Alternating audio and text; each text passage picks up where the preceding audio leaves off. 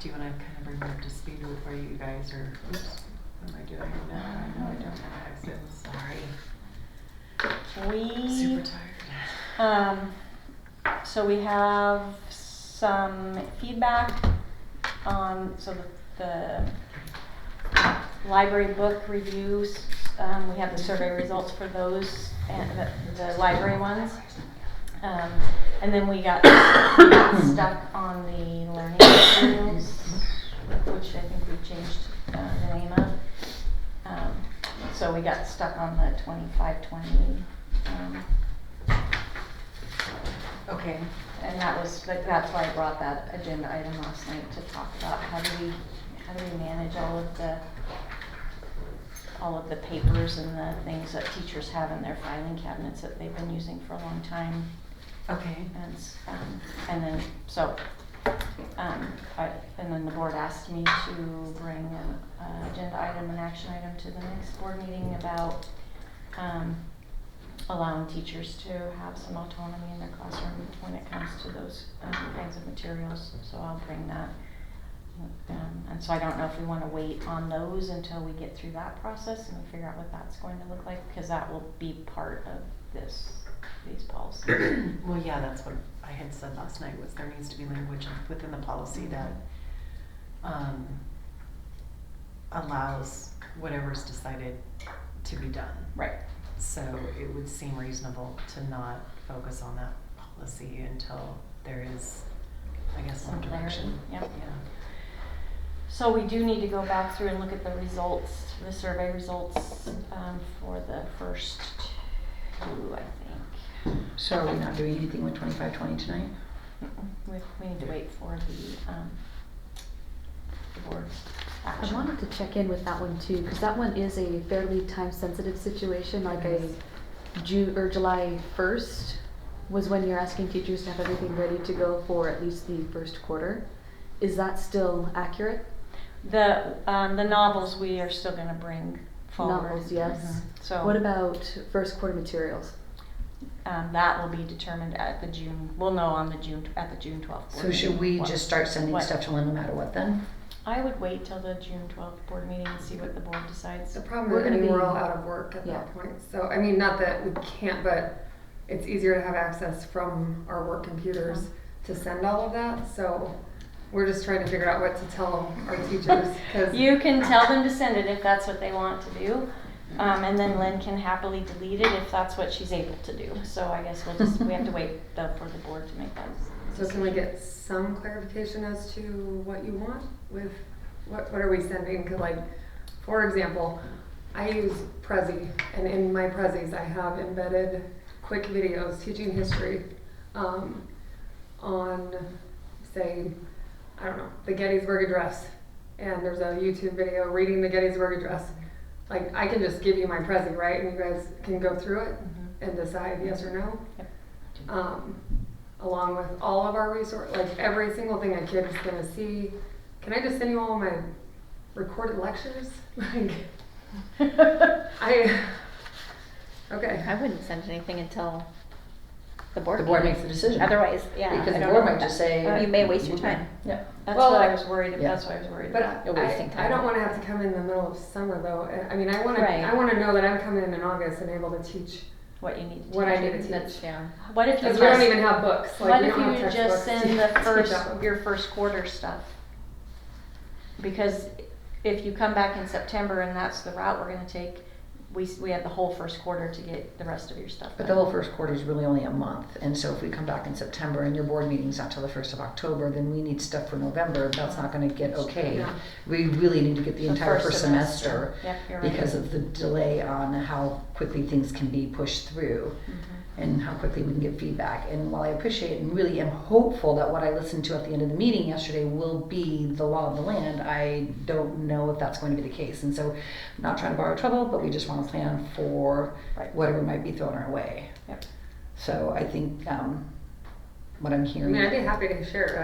I'm like, that's a lot of. Add Lisa to the Google Classroom. It's Lynn. Add Lynn. Lynn's not here today, Lisa. So we send it all to Lynn.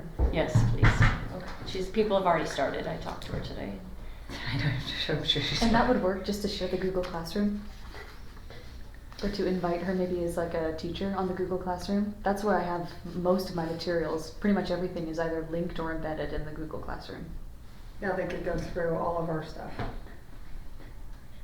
We could try that and see, as long as she has access to what you're using, I think. I don't see why that would be. Yeah, especially if it's in the stream, if you're a member of the classroom, you can click on anything and have access But all to it. things that have been previously approved are like, Fine. because like in our history department, we have a list of documentaries that we show. But it needs to be on the list that we, How do we know where that list It's is? in the teaching and learning handbook under resources down toward the bottom. I can send you the link too, it's also on the Google Drive. But Lisa has a different link than Lynn had, so did you guys combine that yet? 'Cause you- Lynn's in charge of it, so send it, yeah, Lynn Right, knows but most of I it. asked Lynn about some Oh, things that. secondary Some things? secondary things that had been. I did give that to her. You did, okay, Yep. perfect, okay, Yep. so she will have everything now, okay, Yes, ma'am. perfect. Because there were some things that weren't on her stuff that were on your stuff, so, Yeah, yep, she has both. perfect. I'll show you where that is. For some reason, I thought this had already gone out. No, because we Right. had, what we were hoping to do was send all of the library curriculum stuff together, but then, when we got stuck, we just decided to send the ones that were done so we could at least move those forward.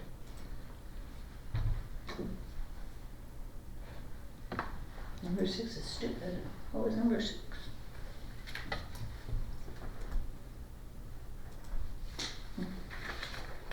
I'm just trying to figure out because I know that,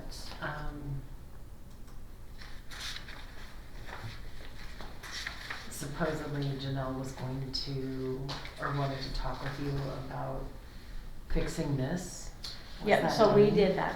Yeah, is this the, yes. This is the policy. Yep. That's where I'm confused with where everything's at. Oh, yeah, yeah, so we went back to that, because they had asked the board to table it, and, Right. and we went back to it. And what we changed was just the language in the law is specific, if this is the one that has that in there, is specific to, 18, 15, 17. right, that, yeah. So, only a parent of a minor student who receives materials that may be harmful under this law can file the challenge. And so we had to, that's the only area where we had to take all the other people out as far as being able to challenge a book, but they can still challenge through the top. Okay. So we did change that. Okay. And that's all from the law.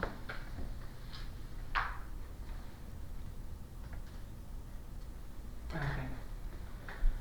So there was nothing else, cause I got the sense that there was so much that needed to be changed, but it was just that little It was just that section. little bit, Oh, yeah. okay. Point for discussion within the highlighted. That was from the board meeting. When it went to the board the first time. Okay, so, It just didn't get removed. okay. It didn't go out this way, correct? To the rest of the world.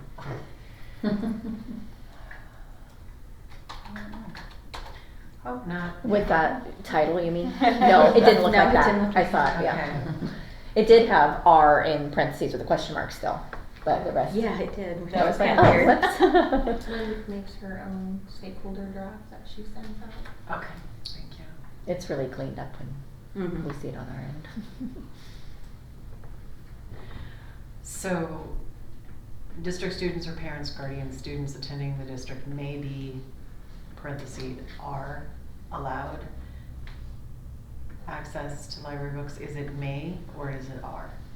May means it's optional, Right. are means it will happen, I would. or shall. Right, I would prefer to have may simply because there are some people who, for legal reasons, aren't able to be in our schools, so it gives us the latitude to make those decisions. Alright, so,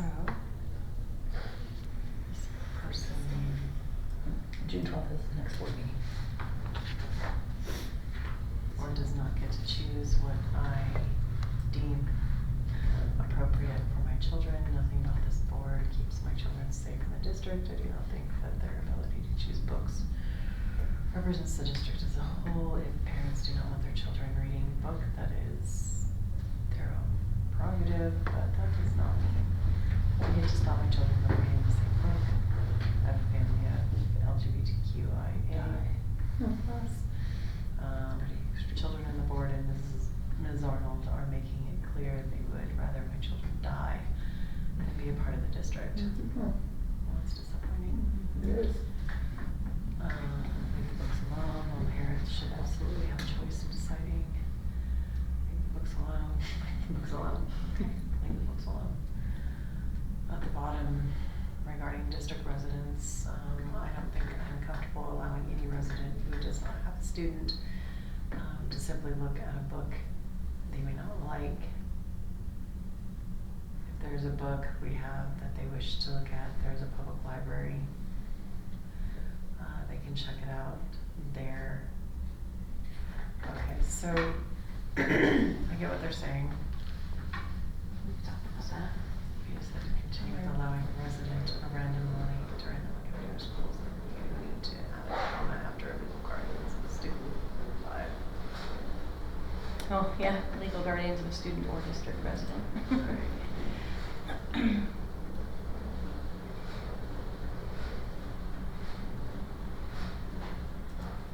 Whoops. Commas matter. Commas do matter. That's good, no concerns, however, if one of the last, the one beginning of school librarians. After the board. Okay, that's in this one. Or other. It's under 25, it's 10 in there, so.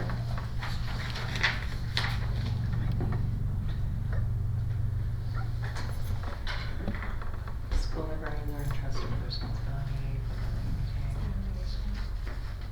not in here. Oh, District right residents. there. Strike Yeah, I think you struck through the comma. Then Technically, you still yeah, see it. that's right. Yeah, the board is trustee, yeah, the comma structure. Okay, looks good, but under weeding, when weeding is the removal of materials, and that weeding is removing materials. Are you for sure not going to talk about learning materials tonight? Pinky promise? Okay. But then not. Yeah, go watch your kiddo. Thank you. Have a good Now night. you forgot your Oh, bag. purse. Hey, my purse. You try to be sneaky and now it's really obvious.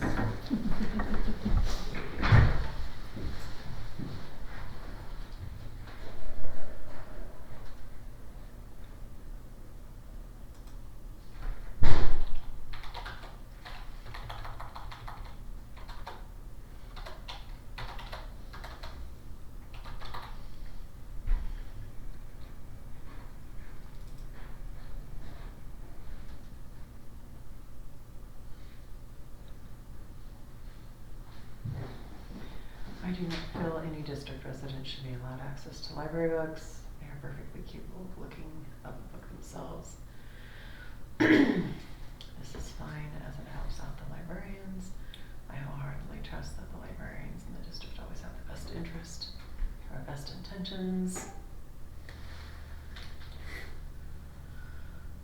Additional comments would be to let our teachers teach with passion and creativity and our librarians inspire with books. The concern is that it is absolutely ridiculous the amount of scrutiny. Micromanaging our librarians and teachers is not going to solve anything, obviously. They've been doing the whole time. It is in their own classrooms. The librarians speak volumes. Alright. CDA is a good reference.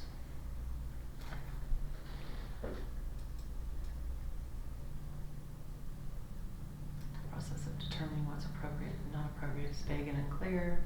We should not be banning books because of LGBTQ representation or because some people disagree with the value or religion within the book. There needs to be clear guidance before any agrees or disagrees with this policy and is in support of removing books from our children's library unless they are clear, sexually explicit.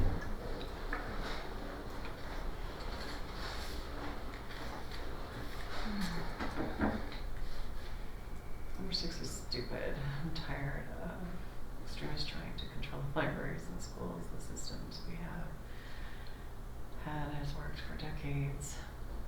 We know that by exposing our children to different ways of thinking, they'll become more well-rounded, kinder individuals. Parents should teach their children their own beliefs and trust them. Okay, it's okay, it's okay.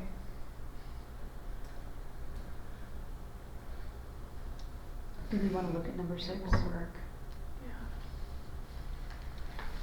I think it's the one with the Idaho code. Yep. Okay. Yeah, there's not. I trust the there's school not board. anything there. Yeah, that's not really feedback we can do anything with.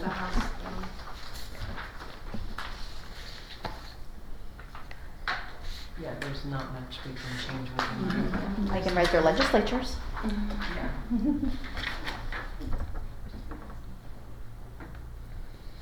Work. Leave as it was before. The minor changes are okay, but seems to micromanage and more policy where it isn't necessary. No, I'm not okay with this change. Leave as it was before. Did we have? Yeah, we did. Absolutely no, I do not agree with this. Weeding, that is up to the parent. Please stop wavering to these loudmouth extremist views. Make the policy as it was. Well, we didn't have this policy before, so the P, it's all new. Is the code in this packet? The new Idaho code? Yeah. No, because it's not actually, it goes into effect July 1st, so it's, House Bill, it's 710. it's on the agenda. Yeah, House Bill 710.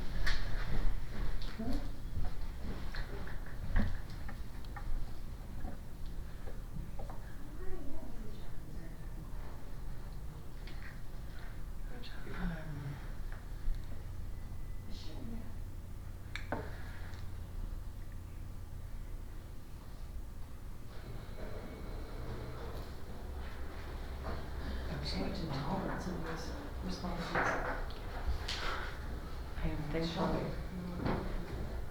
that it looks like you removed having a committee to review the books, but I don't think that we did. Mm-mm. No, I think it's under Well, here, 2510P, or 2510. It talks about a committee. okay, but this component is in 2500.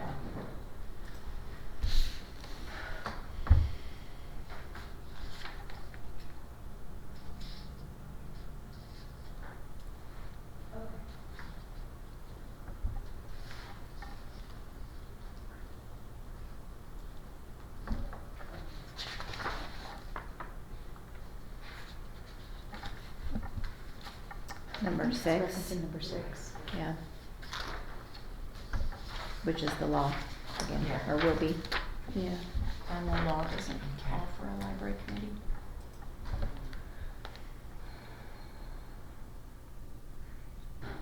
States that students will be given to exposed for literature.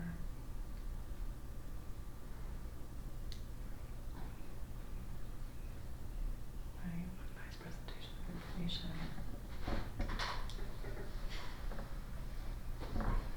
A lot of these comments seem to just be addressing a lot of the library policies as a whole Mm-hmm. Yeah. and the book issues as a whole instead of just specific 2500 or whatnot. Yeah. If it's being considered to allow community members to review the school library material in the school building, then I am concerned.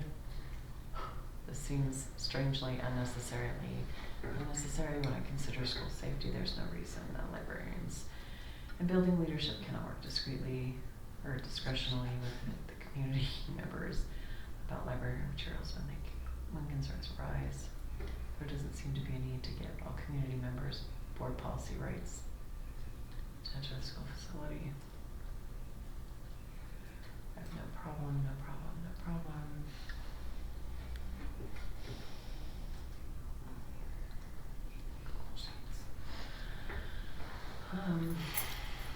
What is the district's definition of age appropriate?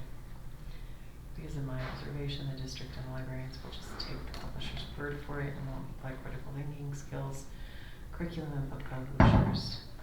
don't care about age appropriateness anymore. All you have to do is open your eyes to the comprehensive sex ed curricula that are being introduced in many states across the nation. The publishers are pushing specific agendas. I think the district needs to define what is age appropriate for topics such as sex, sexual assault, murder, drugs, etc.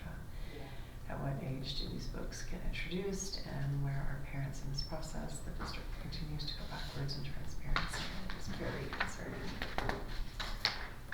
And that was one of my questions too, was what is age appropriate? How are we defining that? Because it's subjective.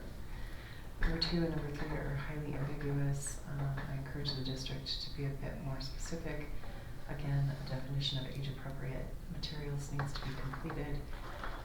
Presenting content with a wide range of interest and different viewpoints needs to be carefully considered. All sides on an issue are the correct ones. For example, climate change, there are many sides to this. More ambiguity, seriously. The district needs to be better, needs to do better. These 3 policies open up a lot of loopholes for things to slip through.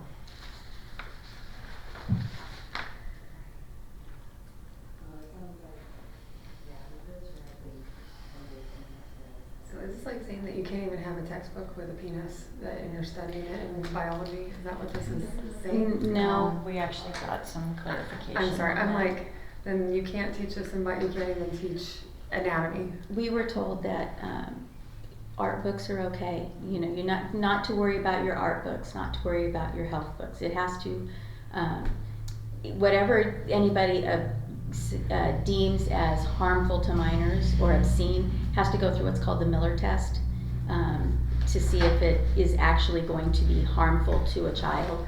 And so most of the stuff that we have in our libraries is not going to pass. I mean, it's fine. I mean, you would say that the Bible shouldn't be in the library. Pretty much. The law protects the Bible, protects Captain Underpants. It's Okay, I'm just saying, I know, like, it seems to read ambiguous, Yes. but there is set criteria that the Bible, Captain Underpants, your art books, a lot of things Okay. will because there's pass. misunderstanding then even at the high school, because they're saying that art books are being pulled. I'm like, you can't look at the Sistine Chapel, you can't They- look at they the shouldn't be- David. They shouldn't be pulling any books, and Okay. Melanie and I told them they shouldn't be pulling any Because books. that's not like there's major like Right, Yeah, miscommunication. and that was our concern too. I mean, I have World War II propaganda You got that all has a woman that's Holocaust and all that other stuff, yeah. exactly. So No, we talked to the state deputy librarian, and Okay. he went through, we had a Zoom meeting, and he confirmed a lot of stuff with we're us. just not so. putting 50 Shades of Grey Which is on helpful our- to know. Exactly. Correct. Exactly. Okay, I mean- Example. Very good Let's example, have right? that here. Okay. Although I've Right. seen 8th graders read it, believe me. Well, that's. Well, they're not getting it from our library. Not from me, though. That's their family. Right? Okay. I'm like, I don't understand. Okay. So Michelle, when we talk about age appropriate in this venue, I think we're probably basing that on the age range Mhm. that the book is written is for. written for. From the publishers, because we spoke of that before as well. Mhm. We talked about developmental levels. Right. So it's from There's a publishers, what the whole- publishers recommend. There's a whole We process could in the add that. publishing. There's a whole process in the publishing world. It doesn't go just through one editor. It goes Mhm. through many, and they have to sit and talk and decide what the age group is. And your authors usually are very very open about what they write for. And I mean, you've got James Patterson, who writes a whole slew. He writes from preteen all the way up to adult books. But then you have some that write specifically. Leslie Connor is specifically a middle grade Young adult. book person. So Would that help if we defined it in the policy? I mean, not to add more words to a long policy, but If we defined what the age appropriate is. Well, we've I got think that's that. what the parents are asking. Yeah. And we've got that on the permission slip that we now have to, that they have to fill out at the beginning of the year. And so elementary, middle, and high school all have their own permission slips with an opt-in form of the genres. Talks about the age levels, the grade levels for that. Elementary only goes up to middle grade plus, which is usually just up to 8th grade. So if there's any, the middle grade plus goes from 5 to 8. Middle school goes from anywhere from elementary all the way up into grade 9. We don't usually go anything over grade 9. And then we're very particular. It has to make sure that, you know, I read a book. If it says it's grade 9, I get kind of curious because I really don't want to go over 8th grade, but I will read the book to make sure that it is absolutely appropriate. That's like I have a book called If I Stay. There's also one called We Were Liars. It says grade 9, but there's absolutely nothing in either one of them. I've read them several times just because I want to make sure, because they're a popular book. But I make sure that they're appropriate and there's nothing inappropriate in them for my age level, for my grade level. I hear you. As a parent, and I can see this parent's point of view, there are some books that parents, that might be, publisher says 3rd, 4th, 5th grade, what have you, but a parent reads it or sees some content within it is like, or the kid comes home and says, what is X, Y, and Z? And then you've opened up a whole can of worms because this is not a topic that your 3rd grader has been approached with yet. You know, because there are some kids out there that are extremely innocent and are very much kids, and then you have kids that are very much older and are exposed to a lot more. So I would say, is there something that the district can do to put this parent at ease that, okay, if you don't find this material appropriate, age appropriate for your 3rd grader, even though the publishers does, what is the alternative? Well, that's why they get to opt in on the genres. They'll be able to decide that when they register their child, that these genres are what they want their child to be, have access to in the libraries, and these genres they don't. What about in the classroom? Are you talking classroom library books? I think that'd be or- a conversation between the parent and the teacher. Well, and it is hard. I mean, my That's kid, I'm simple. not gonna lie, like I was really upset when my son, 6th grade, The Giver is a great book. I was not happy that my 6th grader was reading it. I really did not know, and all of a sudden I'm trying to explain infanticide to my 6th grader, and it was very upsetting. It's not a 6, and I agree, it's And I'm not a like, 6th wow, grade that's a book. great book, but maybe freshmen need to be reading it, not 6th graders. But what does the publisher say? Publisher says 5 through 8. Yeah. My own opinion though, and because I've read it numerous times and I've been for 25 years, my opinion is The Giver is, I would put it 7th or maybe even 8th grade. My kids didn't read it until 7th grade, and they didn't read it until the end of 7th grade.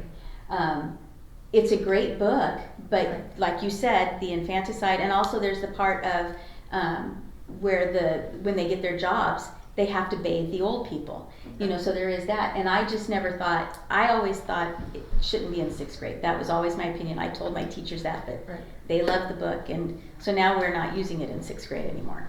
And I agree with that. I don't think it should be a 6th grade book. So. But there is a Form D, so if you have concern about content that you don't think is grade appropriate. Great, you're telling me, but everybody, all the other parents need to know that.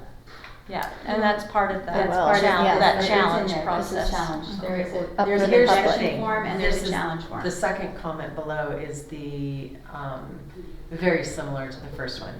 We should define age appropriateness. Now I hear you saying, well, it's on a form for opting in or opting out. If it's on that form, then why don't we just take that language and put it in the policy so there's a clear consistency as to the expectation of what we use to determine what age appropriateness is. 100%. That's what I was trying to get at. Yep. Yeah. It needs to be consistent across That's what all we're all forms. saying, yeah. That's, yeah, that makes But you could just say sense. we get the age appropriateness from the publishers. That'd be easy to say. But obviously, no better way, but that's easy. Then it's not even our decision of what's age appropriate. We take the recommendation of the publishers.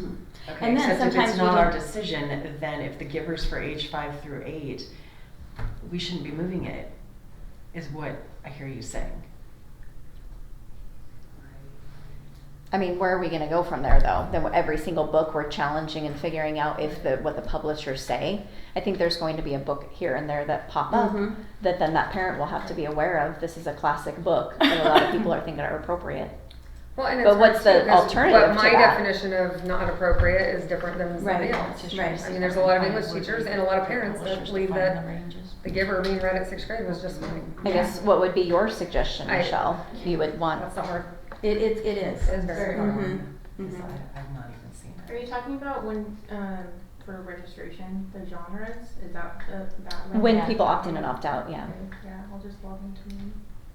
How do you describe Because I don't age? know what it says on the form.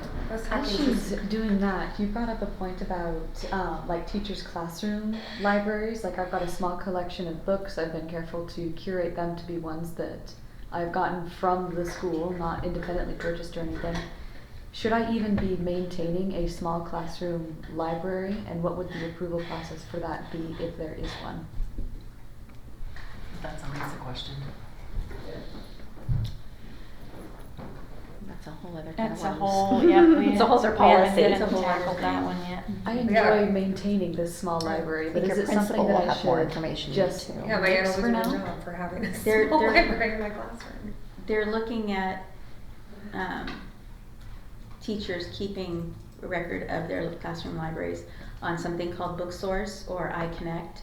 And it's very easy to put your books into it. One of our teachers at the middle school, she has her entire classroom library on there, and that's how she can check books in and out to her students, so she knows who has her books. And it can be shared with parents, and it's something that is in the works and something that's going to be talked about later. That's just the gist of it for right now. And they're looking Principals into have it. quite a But bit if of they're my information own about books, that. then I'm not giving them to kids, but I might read excerpts out of. No, she's talking about you're talking about like a classroom library for kids to use if they're done with their homework or anything and they want to sit and they want to read. That's what she's talking about. And so that's what we're talking about when my 6th grade teacher has like a large shelf that's just filled with books in her classroom for kids if they are Right. finished with something they can grab it. So she keeps them on a list called BookSource, and she's able to share that with the parents so they can see what the titles are and if they have any objections to it. Yeah, They because don't we have wouldn't to. know if they've opted in or out. Does it share with the parent what the child has checked out?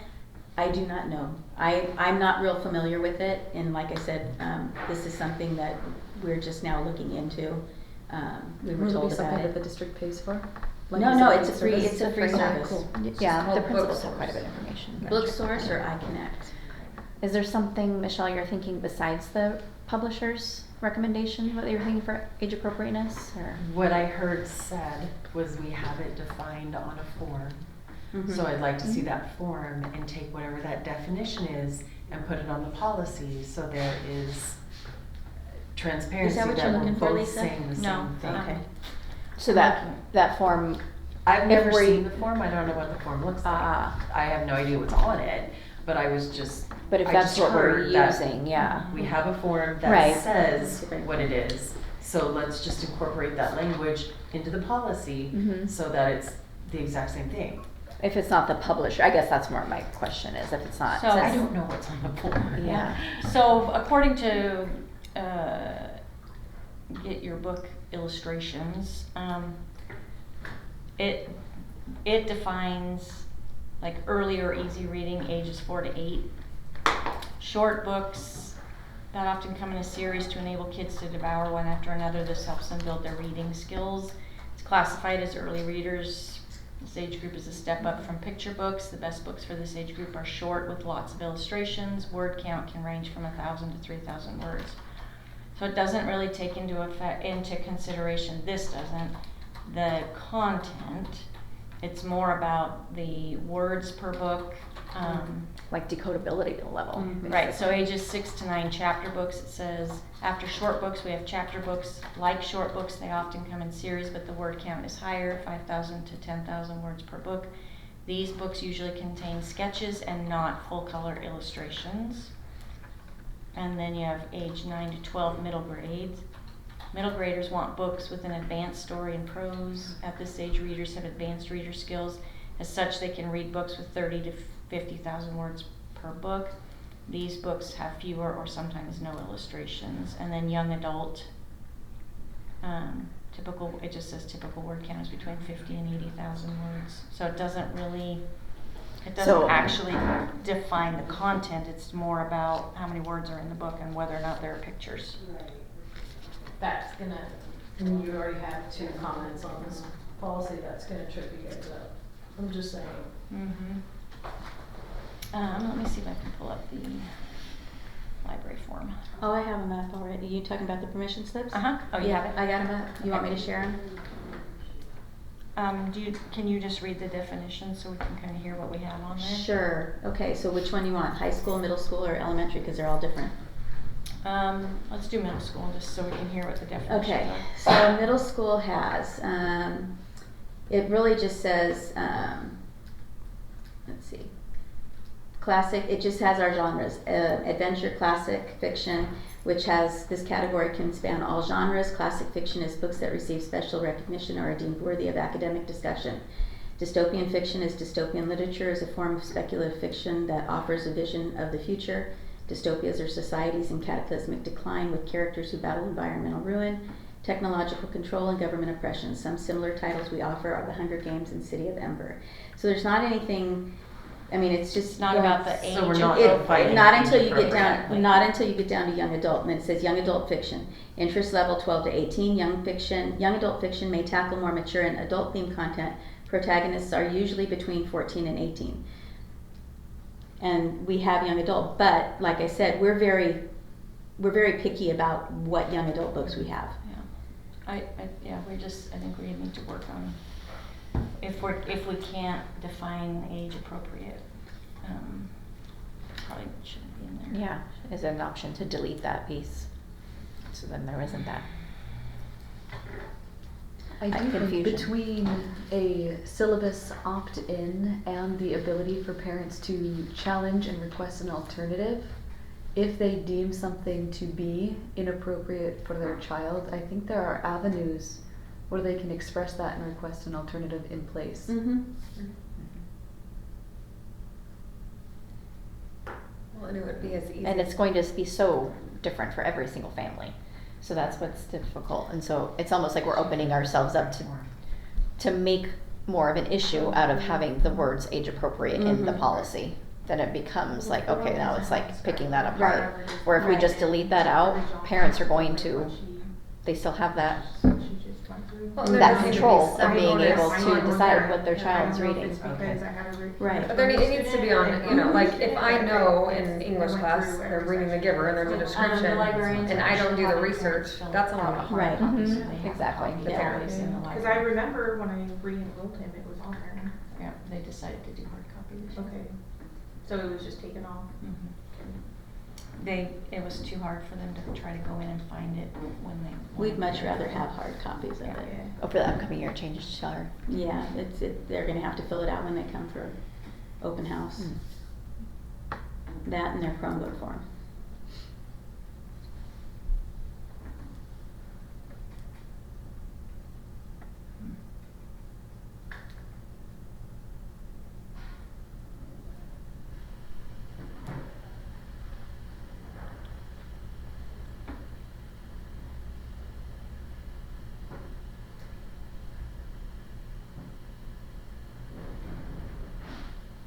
Do elementary school English teachers have to provide flex time reading books to parents, like if they're gonna read that year? We are starting that this year. Oh, okay. Just we've done the syllabus at the middle and high school, and we are asking them to do the same, so that parents have the So opportunity. that's gonna cover more of this, so that parents can see that and that there's, you know, again, transparency. Mhm. The more transparency you give parents, the reins are they're not gonna be on top of the district. The more you try to block parents out, the more they're gonna be on top of you. That is what happens. Mhm. Yep, so, yeah, we are adding that this year. So should age appropriateness be removed? Yeah, I think that's fine, because it's a very, Yeah, it's a divisive. Absolutely. Well, Subjective. and when parents think age appropriate, They're thinking not, content, right, they're not thinking thinking about number of word words, count yeah. and code, yeah, reading a level of ability, Mhm. and, yeah, that's 100%. I don't think staff are trying to block any parents out. I think staff are just, it's very overwhelming to have every single book in your personal classroom library needing to be approved. I don't think there's anything where it's like, we're not hiding anything. Anybody can come into our classrooms and look into our libraries, but so I don't know of any staff that are trying to block parents out and trying to say, no, we don't want you to look at this. It just, when we get into the weeds of all of this, it becomes a very daunting task to look at, just like this, the age appropriateness language, like, oh, what does that mean to all these different people? It just becomes really overwhelming. If parents don't know that so this is the thing that I think teachers kind of like, and I was an educator, so I get it. If you came from California and Washington State, I came from Washington State. I asked for transparency from my district. My district lied to me, told my daughter, she made my daughter apologize for her whiteness when she's actually Hispanic, 50% Hispanic. And they never shared with me when they were going to have a conversation about George Floyd, and they told my daughter that white people hate black people. So when you have that happening and you have parents coming from those places and they don't know what's going on in the classroom, if you don't explicitly come out and say, hey, you can see this, we are not hiding anything, we're not blocking anything, you're communicative to your parents, that's when that transparency opens up. It's not that you're blocking, nobody thinks you're blocking. It's what they're used to and how it appears if they're not invited. And it's one of these things, parent-family engagement, I will say this district, communications, really needs to work on. That's one of the places where I take issue with the school district. I think the biggest issue, at least as a parent, that I've noticed with that, because I am a teacher, but I'm also a parent, and my frustration, the elementary, I think, does a fantastic job. The middle school is really rough. And I'm sure that people feel the same way about the high school, but a lot of it's because everything is in 25 different places. And if we can streamline it so that there is a better way to communicate with parents, that would be amazing. Because at least, like, if you have, like, my elementary student, it's class dojo, and everything is being communicated, and it's wonderful. In the middle school, there's like, last year especially, it was like, well, we have this, and we have this, and we have this, and I'm like, I don't know what's happening. I mean, I was gonna rip my hair out from 6th grade, and it was so I can understand that. And then not every teacher has their Google Classroom set up the same way, and it's just very, very difficult to navigate. So I can understand that. On the other end, though, it's hard for some of us. I mean, I am a staunch conservative teacher, and it's really hard to have people coming in from these radical states to the left, and then making us feel like we're doing all of those things and we're not doing that here. And so it's like, whoa, Yeah. I'm not indoctrinating kids. But I am not get to doing know this the in my areas, class. get to know the You hear people. things that happen down in Coeur d'Alene and then Kellogg, and then so it just, people get caught up in the rhetoric, right? Right. So that's all. But I think, like I said, opening up parent-family engagement and communication, I think the more you invite parents into the classroom and be an open book.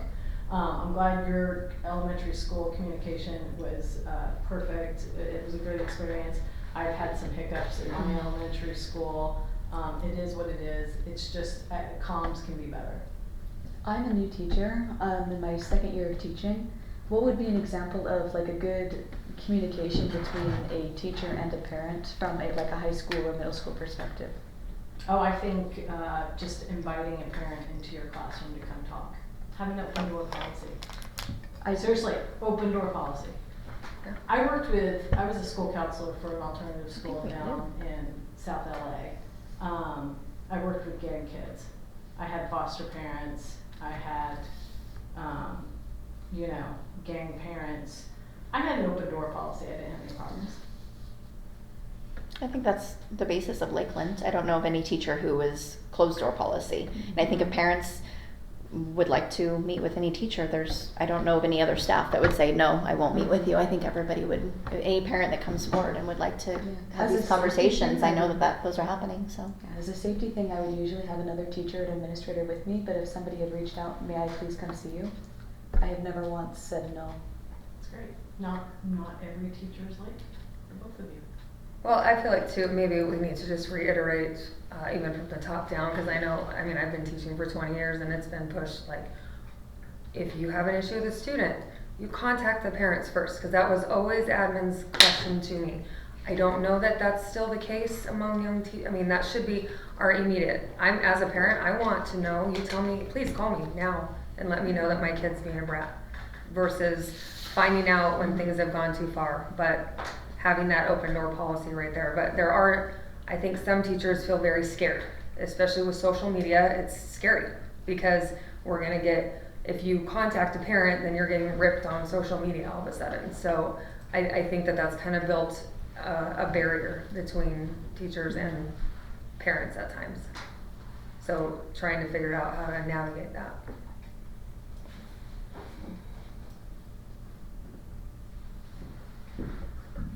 Social media is horrible. Can I ask a quick question? And it's meant to be constructive. The term weeding, is that a necessary term, or how do we deal with that? That's the actual term of it. That's the actual That is term. the actual term. I asked the You're- same question. Mhm. Can we just say It's removal? kind of unfortunate, because it's more like collection, Sounds development, very and odd. maintenance. And Those it- are the things that we're talking about here. In our library program, it actually says, when we take a book out of it, it says, we check mark if you want this book weeded. That's exactly what it says. So that's the term. It's a new vocabulary word that it sounds like it's just I more know. of like a slang term. I and know, it's not. but that's- It's I an think official that term. makes people's hackles go up. It's right, because it's a kind of insinuates, it's a bad thing, and then that selection of what's bad and good is being. No, it's just, it basically, and it says in there that the weeding is for the books that have been found, they're not useful anymore, they are old, out of date, and that's basically what we do. I mean, we don't- Exactly, like when you actually read it, that's totally fine. It's just that term. Anyhow, words matter. I think it's That's a why we're all district here. term because from ISBA with the lawyers and all of that, they actually prefer deselection, but weeding, I believe, is a district term, so. All right, so this comment was the same. The behavior by many staff members at the policy meetings regarding the library books after the state law passed regarding the library's QMC materials out of our kids section is disturbing. It's only YouTube video, basically. The consensus among the staff members who spoke was that the law was awful, was going to bankrupt the district, and how much extra work this was going to be. All parents that I have talked to about this law think it's great. Where's the disconnect? Does the staff not see how their disdain for the law is cause for worry for many parents and community members? I don't think I recall there being a whole lot of disdain. About the law specifically, there's not a Mhm. staff member that I've met in these meetings that are objecting the law. No, it's we the can't- overwhelming, like, what does this mean? Mhm. Not the actual law. And that law is so specific, and Right. we are making it so much more than that with including classroom libraries and everything, Mhm, and the mhm. supplemental materials. And I think that's been an Right. issue. But Yeah. everybody interprets it differently. The district attorney will be consulted by the library review committee if a book is challenged due to a violation of the new bill. Well, that's kind of does that happen? That's Which not one are you part of talking it. Oh, yeah. They're saying that, I'm wondering over here. Where's Oh, that's the part in the law, it's under the sexual content part of the law, Um, is what they're referring to. I don't know that, that's not what they're saying. Well, when they Where refer is to it, when they're the- referring to it as the homosexuality part in the law, Mhm. and how it's being And vague, we spoke that's, about that, yeah. We it's, brought that it's up very before. vague, yeah. It's in the, And yeah, because when we talked about it, Lisa, you said there was like more on the attorney end, I think, Yeah, if that's what that person's. our attorney, yes. Yeah, I guess weighed that's in. what- Mhm.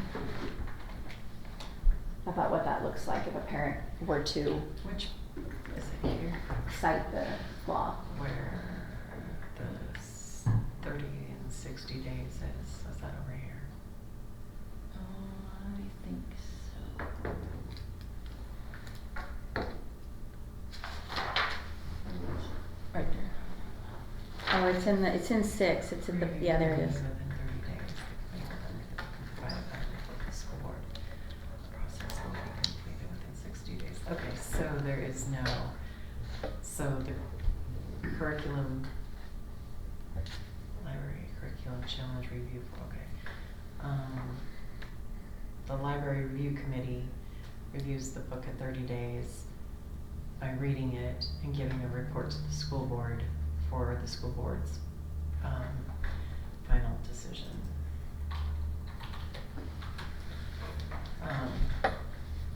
So nobody's reaching out to legal. No, that's not Okay. how I read that comment. Oh, I think it said, I hope you're talking to the attorney. Mm-hmm. I hope the district's attorney will Be be consulted by the yeah, library no. review Oh, committee sorry, I if the missed book that is part. challenged due to a violation of the new bill. We actually already did reach out to the attorney. Okay. And one of the things that Megan said is that when you read the language, it's sexual activity. So it's not the act of being homosexual, it's the sexual activity that is Mhm. Just like- problematic. because It's right not, after it the says- act of being heterosexual, it's Mhm. the sexual activity. And Mhm. so it's the That's Miller good test. clarification. Miller test. Okay. So we're kind of being told that the Miller test is the. Okay, so bottom line, the library review committee does not need to run their interpretation, etc., whatever, with a lawyer. No. Okay. The lawyers clarified that. So the review committee, I guess, would know that is the, Mhm. is the question, or? Yeah, I think there would have to maybe be some training Just on how to use clarification. that Miller test. And Mm-hmm. Because it lists it with like sexual intercourse, and then it says homosexuality, like they're, Mhm. so then that's where I That's think where- yeah, people, that's where Megan we've talked about weighed getting in. tripped Yeah. up. Yeah. But I would say, Michelle, that if the committee's not, they don't have consensus, because we're gonna have more than one person read the book. Right. And they are struggling with something, they could reach out to you or to me or, to the board. And we could reach out to Megan if we needed to do that, but that would require our attorney to actually read the book, which I don't know that she's gonna have time to do. I don't know, I'm just reading this comment. Their subjective interpretation. Does this include the books that teachers have in their classroom? The board should not have to approve these books.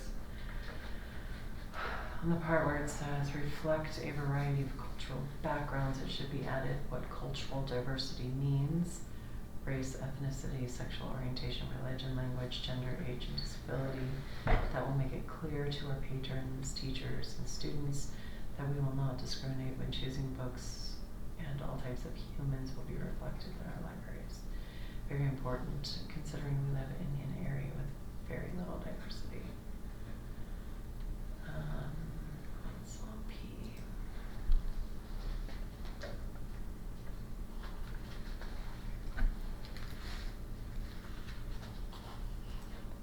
Okay. Should we be adding that language? I don't know. I think it's just extra words in there. And it's gonna give you problem. Makes it more wordy. Okay.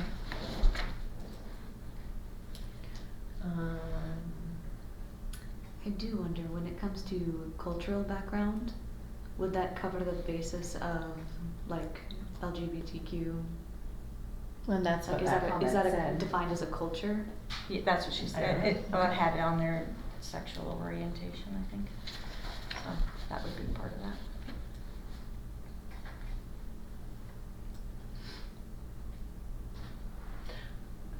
So, are you asking me I'm sorry, I'm exhausted. Are you asking me something?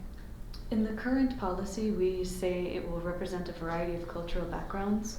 This comment is asking to be more specific about it, especially in reference not just to race or ethnicity, but also in sexual orientation and gender.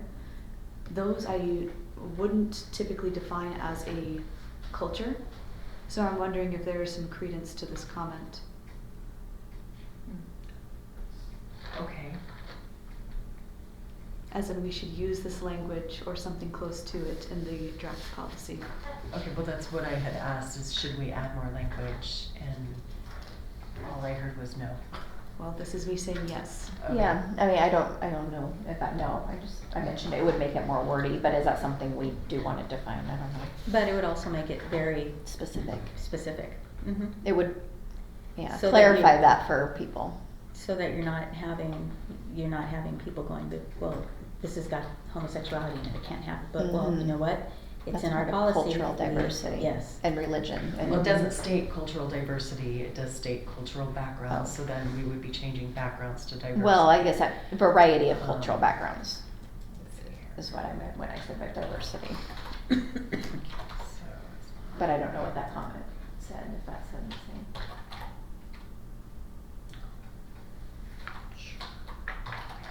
So it's only, we only talk about cultural backgrounds in policy 2510.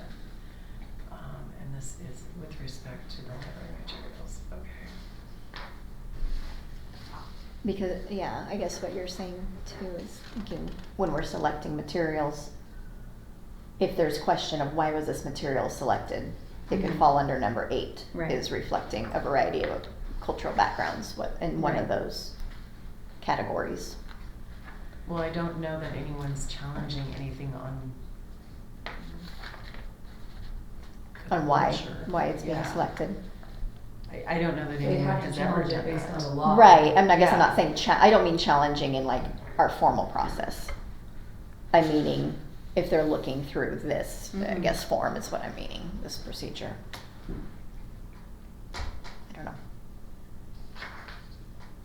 Just up for discussion, if that, yeah, I guess that was just a thought. We could use maybe like Title IX language here when it comes to protection of representation of genders, of sexuality. Is it necessary? Why do we think that's necessary here? It just seems like we're. You put this out for surveying and, or this goes out to parents, it's gonna open up a whole nother can of worms. Yeah. The less is more. And this is specific to selection of library materials, so if somebody has an issue with Not the a review particular process. cultural background, that whatever that might be, they can opt their kiddos out of those books.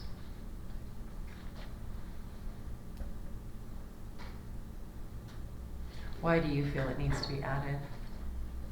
I feel that by saying cultural background, it isn't necessarily protecting I know diversity is like a bad word to use, but I don't think it's reflecting the presence of that other group of people that wouldn't necessarily define themselves as a culture. Okay. To me, cultural background refers to race and ethnicity. Except provide a fair and unbiased presentation of information representing varying viewpoints. Exactly. I feel like Covers this one that. is like, we don't even need that one because of what is said previously. So- I feel like we're starting to repeat ourselves and get down rabbit holes. That's a great point. Because That's a of, good yeah, point. varying viewpoints, that includes all the religion, all of the pieces that were Yeah, listed in that that's true. comment of cultural diversity. Yeah. Or variety of cultural backgrounds.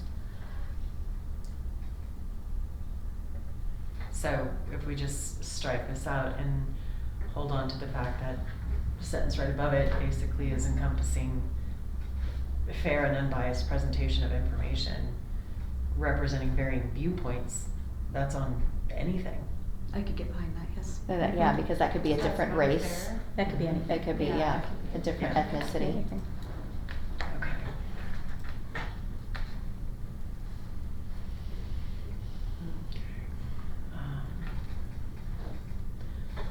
concern is the timeliness of the review board. I think having a due date is excellent, but I'm concerned that the members of the review board may not actually read the book in the timeline they're asked and may instead reference unreliable reviews. That time frame is By actually statute. Yeah. Yep. I would separate are integral to the independent reading of the student and staff of the school into its own bullet point. While the library is important for research and information purposes, fostering the love of reading is another goal of district library policy that should be emphasized. Adding additionally, what policy 2510 outlines the materials go through a review process featuring both the school board and the superintendent. This procedure does not outline any protections for librarians, particularly when it comes to reading. Okay, so I'm not really sure what the. I don't understand. I don't think they understand the process. I guess they're thinking that the librarians are just gonna weed We're gonna take everything out. needlessly. And we're not. We're not. Okay, so that's on this one.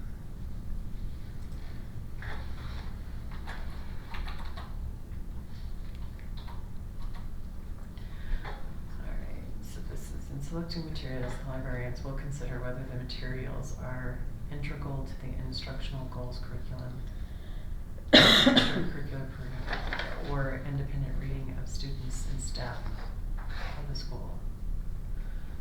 Wait, so they want us, so they want this section to be its own? I think they want to separate the independent reading from the instructional goals.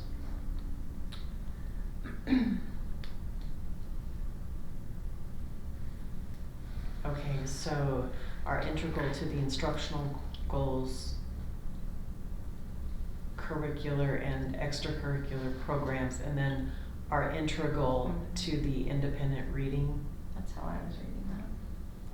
Well, that seems kind of silly, but They just, I mean, it's already connected with or. we could change the or to and. I mean, Yeah. Yeah. Oh, yeah. I do mean, that. we get to where we have Change too it many to cooks in the and. kitchen. Right.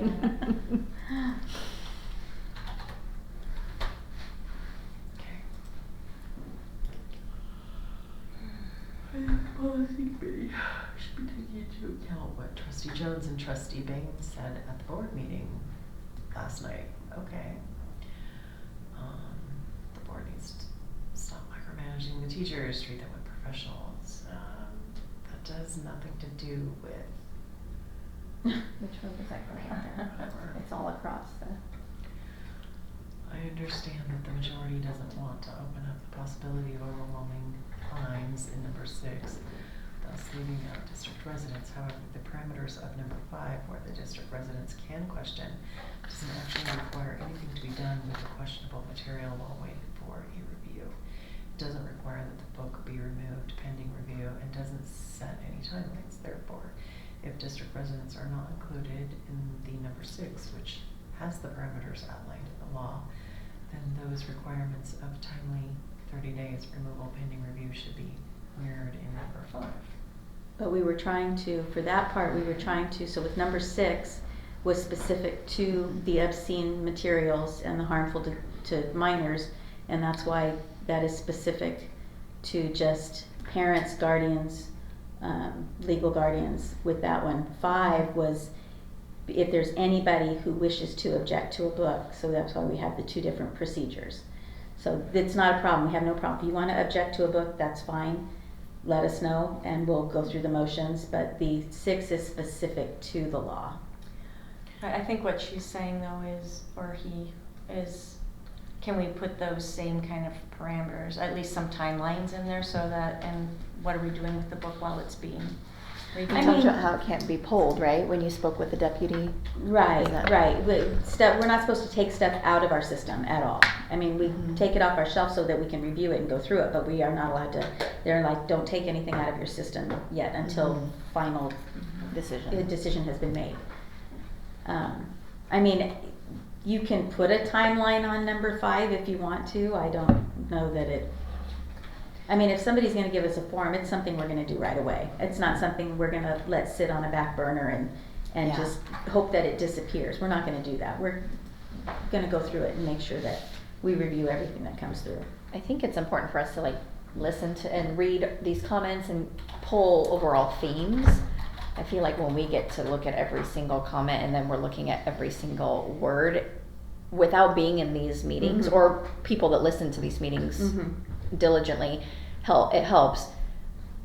But there's a lot of just either misinformation or just lack of knowledge and ignorance in Mhm. how it works. Like we talked about, like with the law, like it has to be in the student's hands, that sort of thing. So I think a lot of these comments just are confusion because they aren't understanding the pieces of it, which is Right. fine. Right. Not everybody needs to be in the weeds of all of this. Mhm. So Mhm. I think we need to just kind of take a lot of these comments with a grain of salt and just think more. Right. There's great constructive criticism. Alright, so if the question remains unresolved, the superintendent shall present the findings to the board for final disposition. Final determination of the reviewed material will be provided to the requestor in 30 days.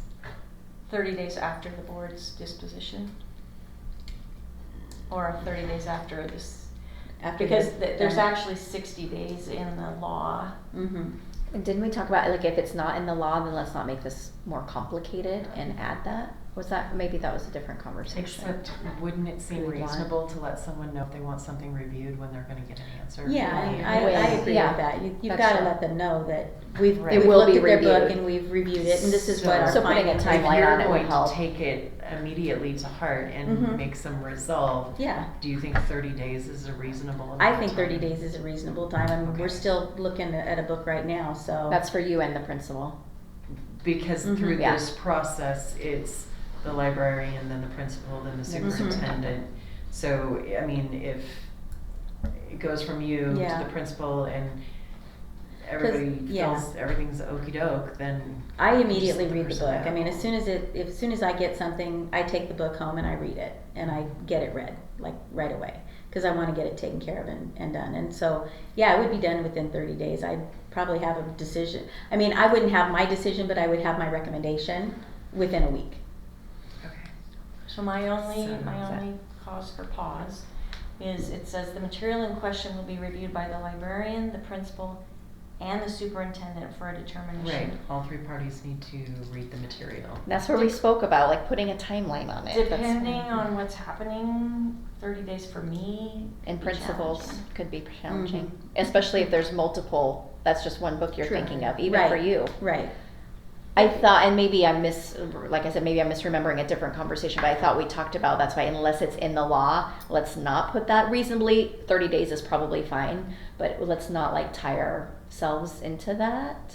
Am I misremembering that I was conversation? gonna say 60 days. Because then that gives I time for the think- board part if that happens too. Yeah, I think 60 days is, Okay. Because that's what the law says, right? Yeah. Mm-hmm. and when we can, we'll obviously get it done well before 60 days, Mhm. but I just don't wanna not meet the letter of the policy. Should it say in 60 days or within? Within. That's what I'm, yeah. Is that something though? Yeah. Just, I don't know. I'm just wondering, thinking about your work, all of your workloads, your workload, and principal's workload. If there were multiple requests to review multiple different materials, I don't know. Our patrons and parents have been able to do this for forever. It shouldn't be, Yeah. okay. And so I don't Shouldn't be think a it problem. should be a Okay. problem. No, we just changed up the forms and created two different forms, one for the law. Which makes it maybe and one easier. for- Yeah, and one for So if just anything, it'll objection be to it. less of a workload, Mhm. Yeah. hopefully. Yep. And hopefully we don't have anything in the library that would be. No, That's we true, we yeah, shouldn't. hopefully there won't be a lot of, Okay. well, that one is more, less of the law. Right.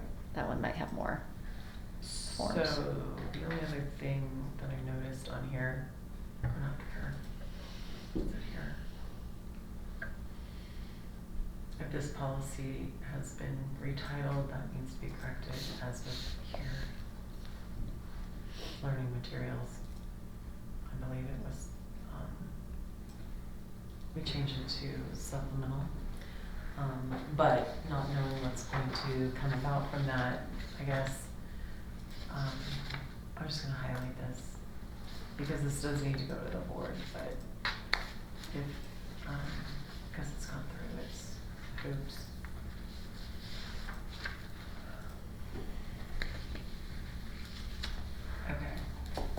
And then the form for library books, is that, The opt-in forms? yeah, the opt-in Mhm. forms? Where is that? Is that, like, is that gonna be online? Is it accessible? Should it be referenced on the policies? I the would point think I'm we getting would at. want to reference it on the policies, cause I think we wanna make sure all parents know Mhm. that you should be opting your kids in. Right, does it have a number? Mm-mm. Okay. So then, should we give it a number? We could, I mean, we could make it I mean- 25,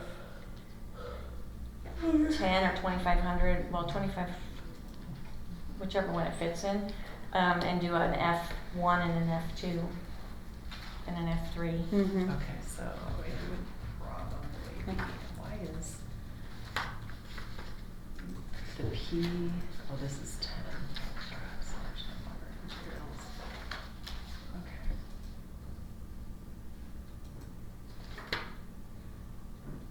I think it should just, I mean, I would put it 2,500. 2,500 because it is just library materials. Yep. I don't think it needs to be in any of the, under the selection. So 2,500 F. We have 1, 2, and 3. F1, F2, and F3. Mm-hmm. Okay. So I'm gonna put little 3 spaces there and you can. 100.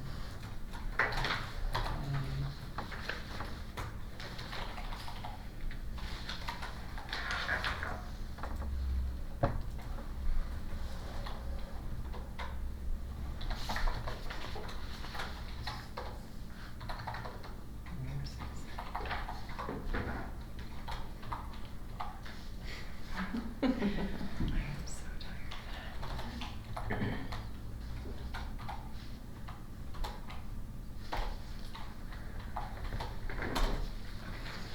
So we can throw that name, those names in there, that'd be great. Okay. Do we need to reference the fact that those forms exist in your policy?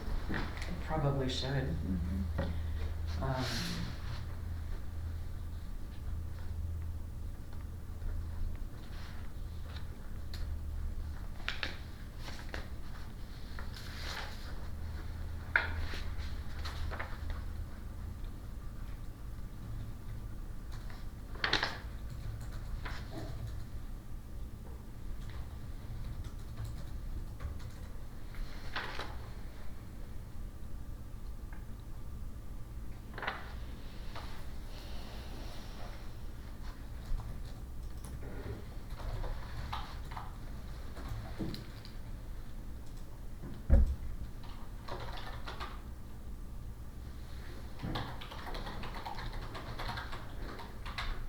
Oops.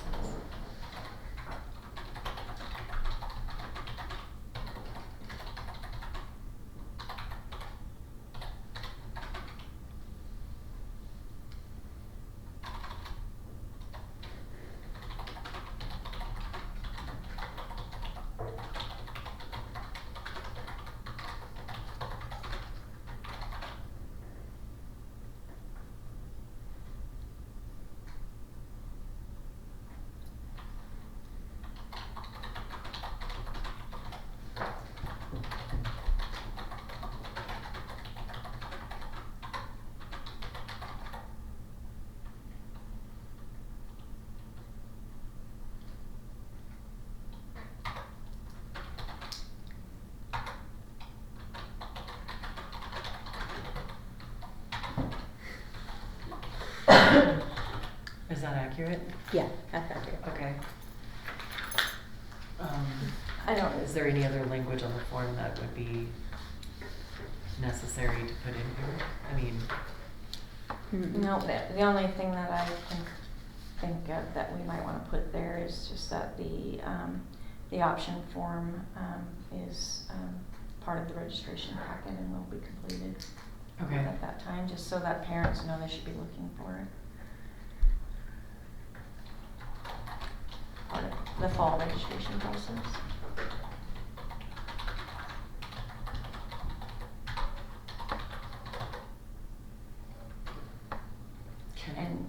must be completed annually.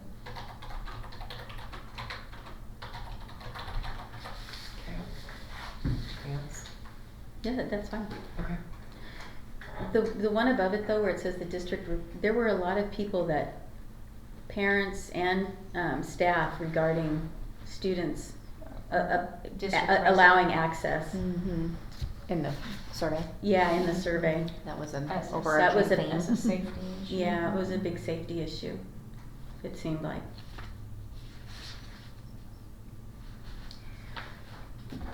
The way that I read that though, that doesn't say they're having access to the library. They have access to the library books. If I was an elementary principal and I had somebody who wanted to look at a book that they might be concerned about, I would get the book and allow them to look at it in the office, but I wouldn't let them in the library. Well, no, but some of the comments were they didn't No, think I- people should be coming in the building, period. Right. Yeah. Because it's a safety issue.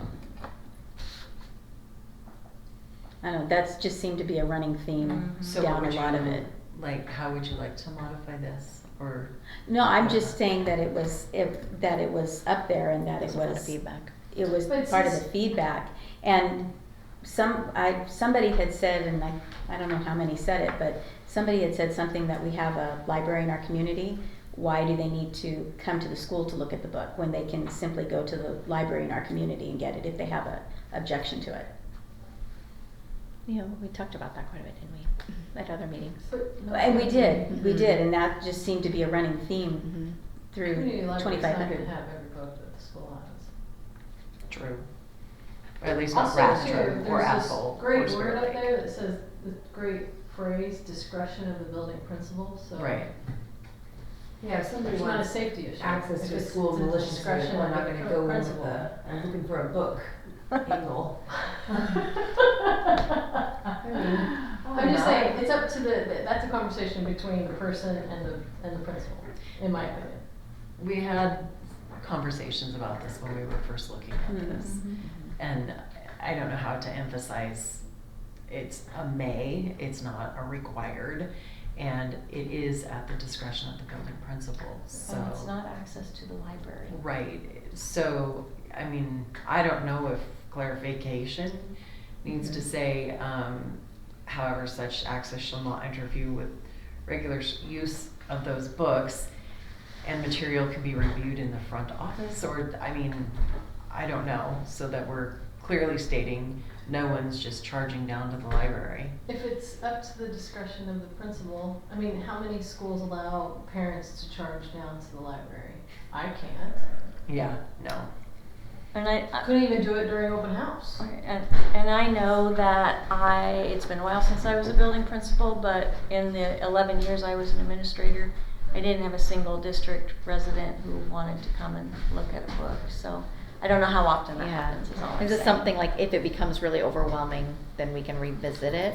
Is this a policy what's the cycle of this policy to be revisited? Well, Like some are I annually. think anytime somebody brings to the board's attention that there's something that is either A big deal. a safety issue that we need to address in the policy or whatever, they're willing to look at it, so it doesn't have to be on a regular cycle. This is not one of the annual policies. However, the board is supposed to review policies annually, I mean, all of them. But, I mean, we have so many that are that have not been touched in Yeah, years, yeah, that that are it's written. a huge undertaking. Yeah. We've been trying to get through it, but then we keep getting pushed back, so.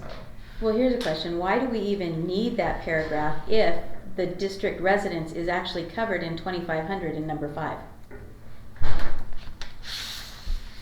Because it does say, or district resident. So entrust the school to receive process requests, or whatever it was we put, because I know we didn't have that in there. I wish we had the one that we were sent. But there was something in there about 5 and how district residents can object to a book. So why does that paragraph even need to be in that section? You wanna just move it up to part 5, or what do you mean? No, in section 5, I wish we had what was sent out so I could read it, and I can't seem to find it because this is all kind of jumbled here a little bit from what I looked at online. But it had the 6 talked about the code, it talked about the law, 1815-17B, but 5 talked about that parents could, or district residents could object to any book that they found within our catalog. So why do we even need that other section about them being able to come onto school or come in and see a book that's in our library? I mean, not having to come into the library, obviously, but Yeah, it's number 5, what you're talking about. right. So it's already said in there that district residents can do that. Right. So why does it need to be repeated Well, another way in here's- in that one? Here's the thing, that was part of the original policy, that isn't Right. a language or anything that we've added. It's been on the policy No. for years, Right. so. But just because it's been on the policy for years, why do we need to keep it there when it's already It's stated? repetitive. It's, Right. yeah, it's repetitive. It's Is it repetitive? in the first one. Where does it say in 5 that the It just principal can states allow the- them? That- It's the one that were sent home. It's not this one it was the one that's a little bit more easier to read. I have So trouble reading this- these with all the Edits. strike-throughs and the edits. This statement states that the trustees, the school board trustees, entrust the school librarians to receive and process requests from students, parents, custodians, legal guardians, and guardians of a student or district resident Mhm. for review of any library materials, provided that the request is submitted by completing a library review form. So that very first sentence says that district residents Right. can submit a form. Right, and Um, so it's saying that they can object to a material, so why is it needed in that other section?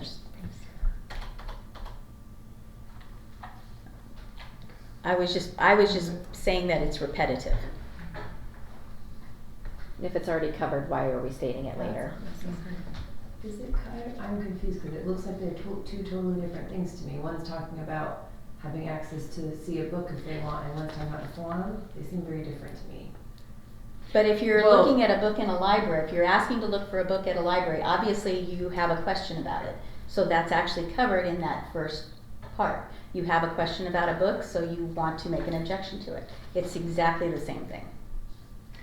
It's One is just saying they can come on campus, and that's the only difference. this statement is about receiving and processing requests to review the material. This statement is about the fact we changed use of to access to. We're saying that residents and parents can have access to the books in the library. That is not the same as filling out a form saying, please review this material. Those are two different components. So if we remove this, what we're saying is parents and residents are not allowed to use or have access to library materials. Okay, I see it as something different, but that's okay. So are we letting parents, like, can I go check out books from Betty Keefer? I mean, that's what I'm reading here. That's That what I can what the let policy go. has always been. And do a lot of parents do this? Is this something that parents I don't want know. access to I don't know. versus going to the library? I never had one come to the school library to check out a book, but that was 10 years ago. But if we removed access to and went back to use of, would that help clear up the, you're shaking your head no. Do we need It it? was the What was policy. the policy? Do we have to allow parents to come and check, or not parents, I should say patrons, come to our schools and check out our books? I think this is like another one of those things where it feels like doors being shut in faces instead of like, we have nothing to hide and it's fine and you're paying for your taxes for the schools and you are included in our community versus strike that, get out of here, folks. That's how that feels. And I would worry too, the bill states that anybody can submit that form, right? So Not the bill. Mm-mm, not the bill. It's specifically the parent or guardian of the minor who is given the book. They're They the have to only have been ones who given the can- book, it has to be in their hand. They That can't doesn't just. mean we can't do more. as a Right, district. well, Exactly, but specifically in the law, that's what the law says. So we have two processes. One is for the obscene materials referenced in the law. And the other is if you have a concern about a book for any reason, you can Object. which could also be the obscene part if, right. So we have two processes so that we have the language in the new law in there.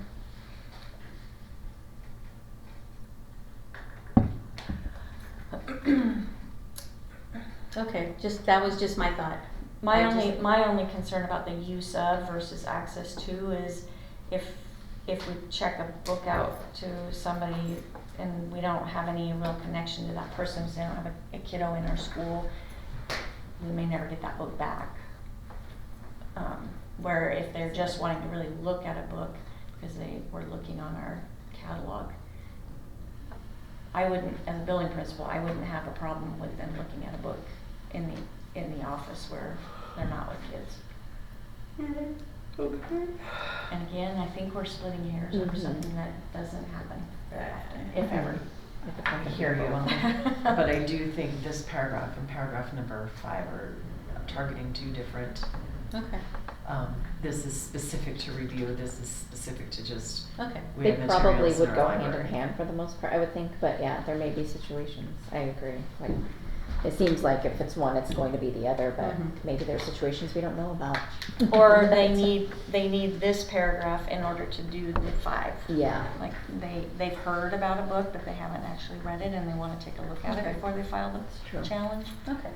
So. Okay. So anything else with these 3? We don't send it out for survey again, do we? No, we Okay, I don't. don't think so.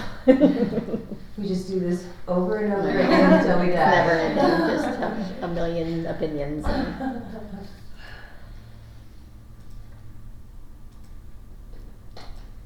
Okay. We saved service animals for you. Oh, lucky me. We did just not that long ago, didn't we?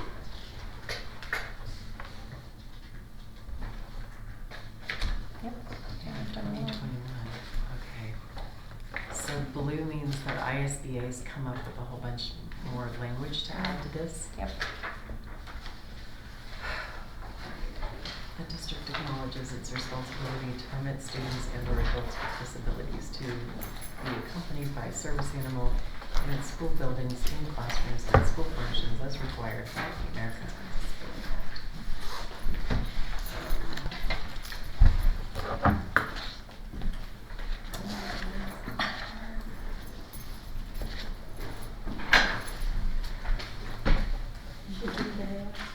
Okay, so. Bye, Delaney, thank you. Okay, so service animals refers to any dog or miniature horse that is individually trained to do work or perform tasks for the benefit of someone with a disability. Provisions of emotional support, well-being, comfort, or companionship does not constitute work or tasks for the purpose of this definition.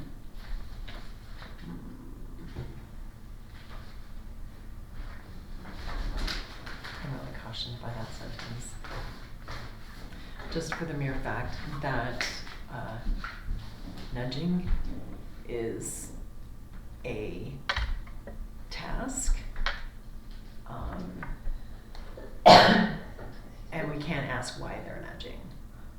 Right, I think what this is saying is that if a parent wants a kiddo to bring a dog for emotional support, that doesn't fit the definition, and that's typically what we get from parents. No, I understand that. Yeah. But if we state service animal refers to any dog or miniature horse that's trained to do work or perform a task for the benefit of someone with a disability, that is specific to what a service animal is. Right, I just think for clarity for our patrons, it helps for them to see that emotional support doesn't constitute work or tasks for the purpose of that definition. All right. So this was what our paragraph was before. The Board of Trustees acknowledges responsibility to permit students or adults and/or adults with disabilities to be accompanied by service animals on district premises or any sponsored event. Okay, so I like ours better because we actually call it out.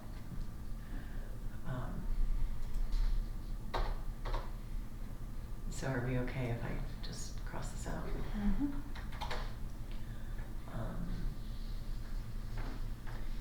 Use of any service animal shall be subject to the following. When it is not readily apparent what service the animal provides, the principal or designee may inquire whether the service animal is required for the individual with a disability and may inquire about the work or task the animal has been trained to perform. That is correct. Staff may not ask that the animal demonstrate its ability to perform the work or task. Staff may not require documentation regarding certification, training, licensing, or vaccination. But I thought we could require vaccination. Well, because it says the service animal must be licensed and vaccinated for rabies. I think we're allowed to ask for vaccination. I think Lynn reached out to Megan on that. Let me ask her. I'm almost certain, because I know Megan. I didn't think we were allowed to ask people what their service animal is for. Well, you can't ask. You can ask what task it does. That way you know. I mean. Okay, then you read between the it's lines. not just an emotional support Okay. animal. Okay. Should it state then that it needs to qualify for the Americans with Disabilities Act, 28 CFR Part 35? What do you mean? So it doesn't explicitly state that the service animal has to qualify under that CFR. Oh, It I just know what you're references saying. it. It I doesn't got what you're say. saying. Yeah. It has to be one of these, because I think that part defines disabilities and stuff. It does.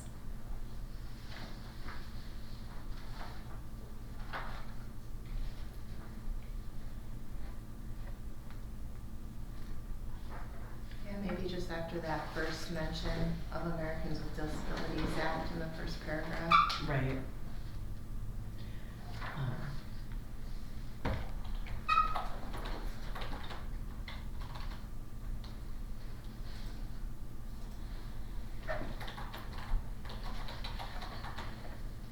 As identifier.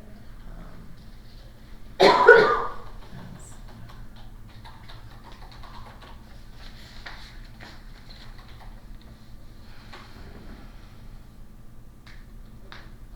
there it is.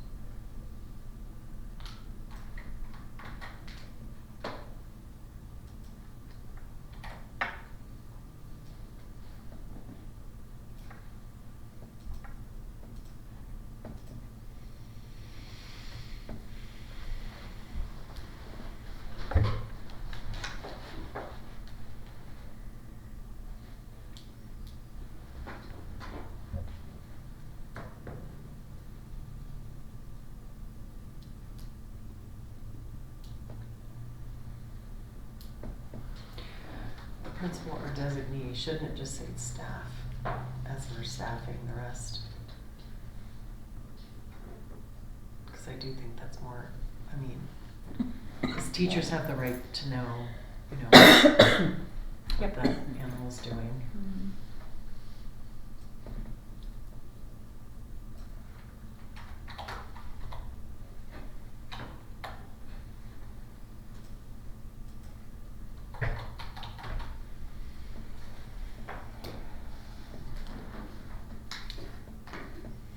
And may inquire about the work or task trying to perform as defined.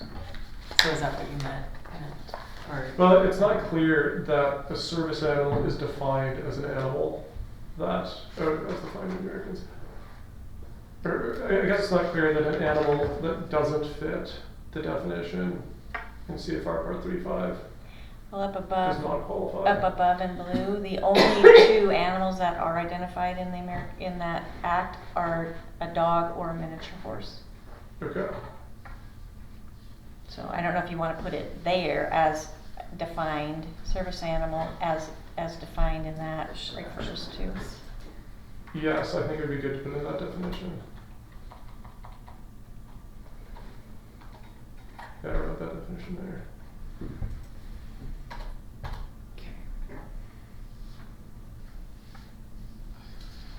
So at the end of the first sentence, that is individually trained to do work or perform tasks for the benefit of someone with a disability. I think that's already at per Okay. Act 28 CFR Part 35. Because you could have a dog or miniature horse that somebody calls a service animal, but it's not there for reasons that meet that part of the CFR.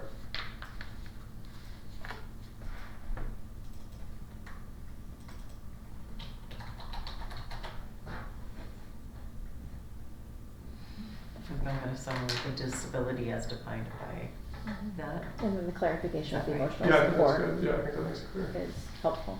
I can't imagine teaching in a classroom with a miniature. Me neither.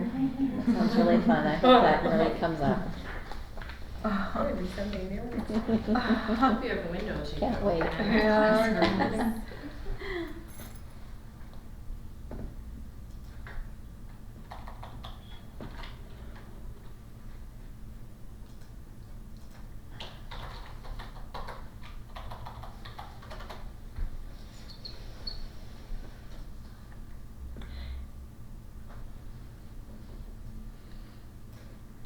I think you wanna just leave animals out, cause it's defining the work.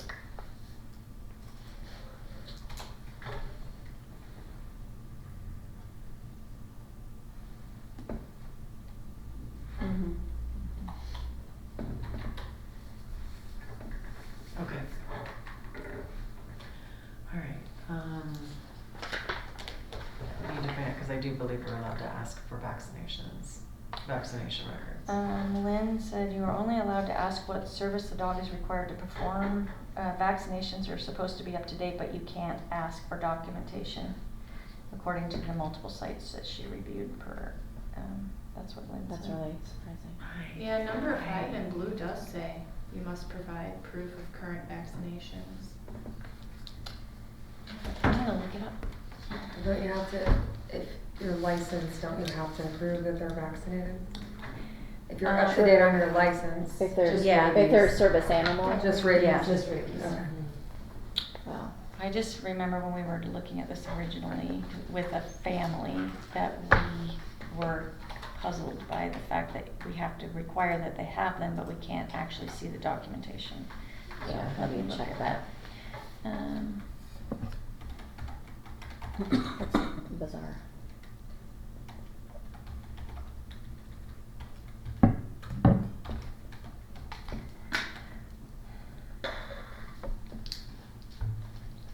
Can you scroll up for just a quick second so we can just look at the Oh, numbers sorry, that sorry, went with sorry. that, that's okay.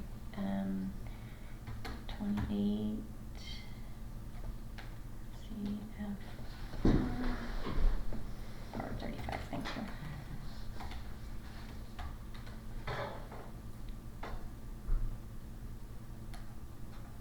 Okay, so I am curious what ISBA says. Owners of the service animal are liable for any harm or injury caused by the animal to other student, staff, visitor, and their property. The district is not responsible for the care or supervision of the service animal. Issues related to the care and supervision of service animals will be addressed on a case-by-case basis. The service animal must be licensed and vaccinated for rabies per county requirements. Oh, this is interesting. So I'm actually looking at this. The code says service animal means any dog that is individually trained to do work or perform tasks for the benefit of an individual with a disability, including a physical, sensory, psychiatric, intellectual, or other mental disability. Other species of animals, whether wild or domestic, trained or untrained, are not service animals for the purposes of this definition. So where did No the horses. miniature horse come from? Yeah. Because it's in there as well. It's not in this. But in ISBA's. Well, Or- it's, I'm in the act. no, there's two. There are the miniature horse and the dog. Wait, it's up here, okay. The animal must be a dog or, in specific circumstances, a miniature horse. No other species of animal, whether wild or domestic, will be permitted in schools as a service animal. That's ISBA's language. That's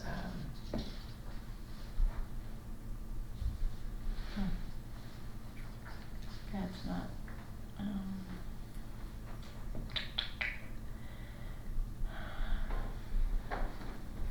Alright, so their use of. Have they recently changed that? it says this title was last amended 5/20/2024. So maybe, it Maybe just they did. recently got, Mm-hmm. There's been horse problems. so then maybe we can strike the horse. They realize how ridiculous that is.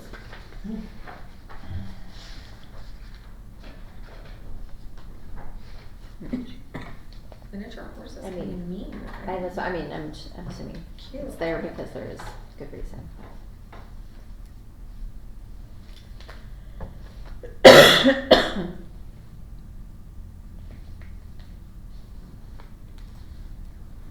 It can't be that common. You wouldn't think.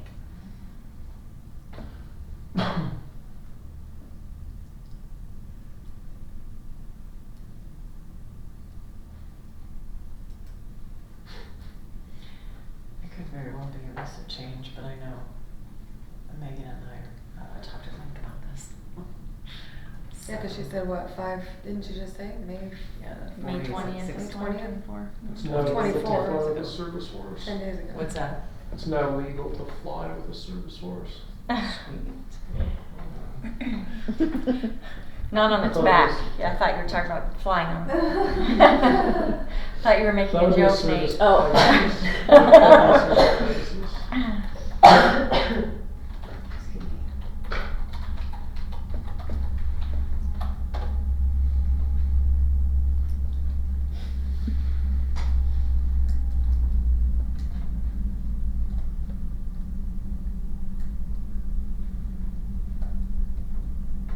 Says, inquiries, public entities shall not ask about the nature or extent of a person's disability, but may make 2 inquiries to determine whether an animal qualifies as service animal. A public entity may ask if the animal is required because of a disability and what work or task. A public entity shall not require documentation such as proof that the animal has been certified, trained, or licensed.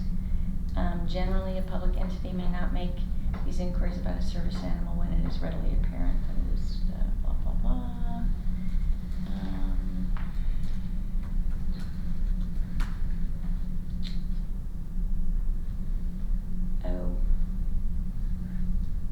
They specifically call out later miniature horses, reasonable modifications.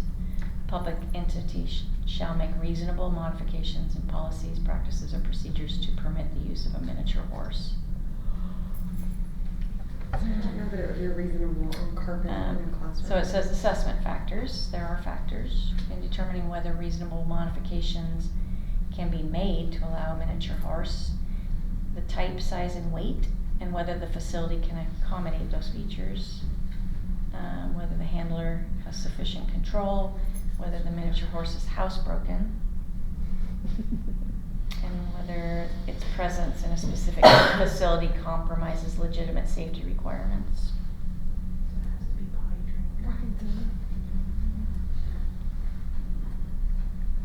Doesn't say anything about asking about licensure or vaccinations. So much research. I'm gonna have to know how to do now.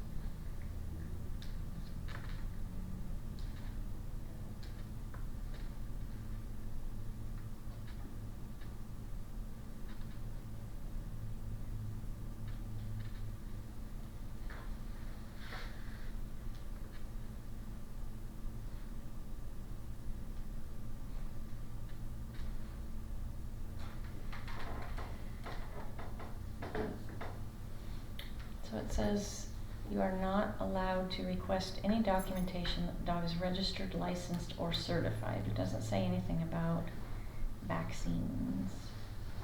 So we may want to Reach out to Megan. Yeah, because she and I had that conversation, and she said, what I recall was that we are allowed to ask for vaccination requirements. As long as it's within the county, I mean, whatever the county requires, we can't go above and beyond what's written.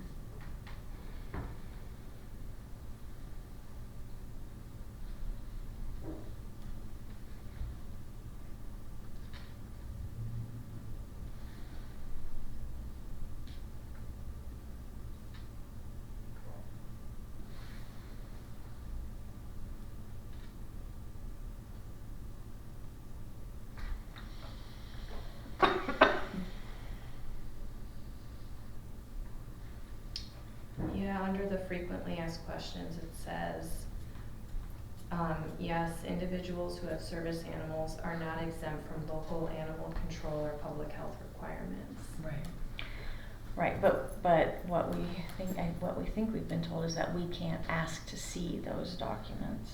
For ISBA, upon request, owners of service animals must provide proof of current vaccinations to the superintendent with their request to be accompanied by the service animal.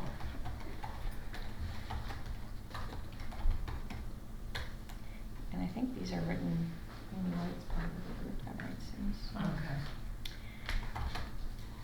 Oh, good, we want them kept free from flea ticks, that's important.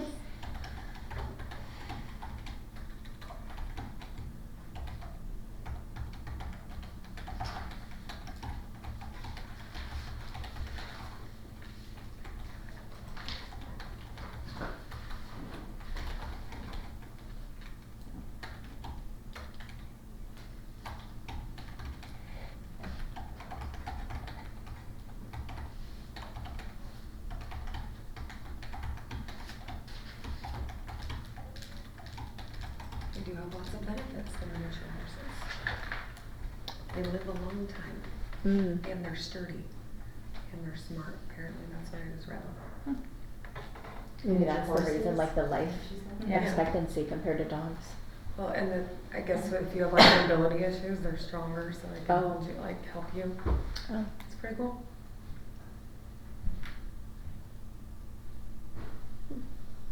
Now I have to watch some YouTube videos.